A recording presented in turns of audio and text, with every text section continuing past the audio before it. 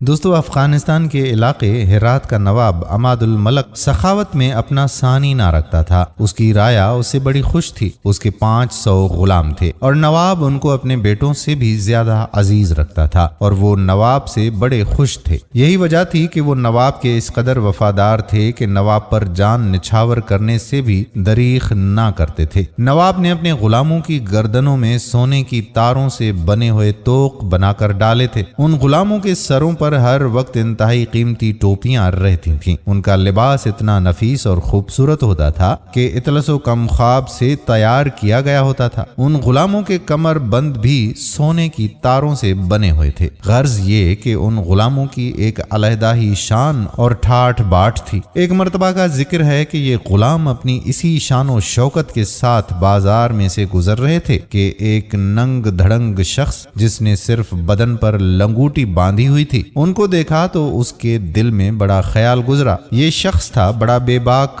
بات کرنے سے ڈرتا نہ تھا۔ اس شخص نے جب یہ دیکھا کہ نواب کے غلام اس قدر ٹھاٹھ باٹھ سے جا رہے ہیں کہ جسموں پر انتہائی قیمتی لباس ہے اور ایک میں ہوں کہ پہننے کو کوئی کپڑا تک نہیں ہے، نہ پاؤں میں جوتی ہے اور نہ سر پر ٹوپی ہے، اپنا اور غلاموں کا موازنہ کرتے ہوئے اس شخص نے آسمان کی طرف نگاہ اٹھائی اور شکوہ کرتے ہوئے بولا، اے اللہ، میرے جسم پر تو کپڑا نہیں، کھانے کو کچھ ملتا نہیں، عجب تنگی کے دن گزر رہے ہیں۔ تو میرا پروردگار ہے، ذرا عماد الملک سے بندہ پروری سیکھ۔ اس بات کو ایک مدت گزر گئی۔ اتفاق سے عماد الملک کا زوال شروع ہو گیا۔ بادشاہ نے کسی بات سے ناراض ہو کر عماد الملک کو جیل میں ڈال دیا اور اس کے غلاموں کو بھی قیدی بنا لیا۔ بادشاہ دراصل عماد الملک کے اس خزانے کا پتہ چلانا چاہتا تھا جو کہ بادشاہ کی دانست میں عماد الملک نے کہیں چھپا رکھا تھا۔ بادشاہ نے عماد الملک کے سب غلاموں سے اس کے بارے میں معلومات کی مگر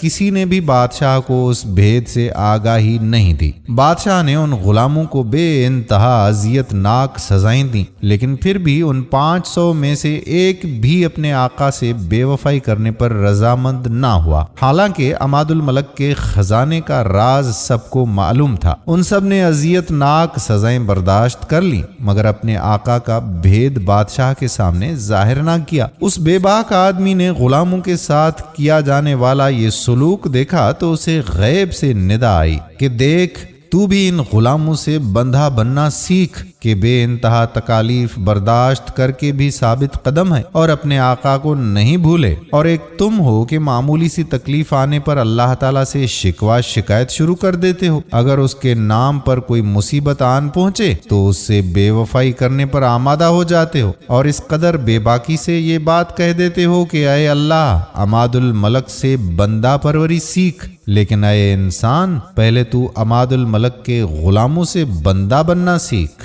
دوستو، ویڈیو پسند آئی ہو تو شیئر ضرور کیجیے۔ آنے والی ویڈیو تک اپنے میزبان قادر بخش کلہوڑوں کو اجازت دیجیے۔ اللہ حافظ۔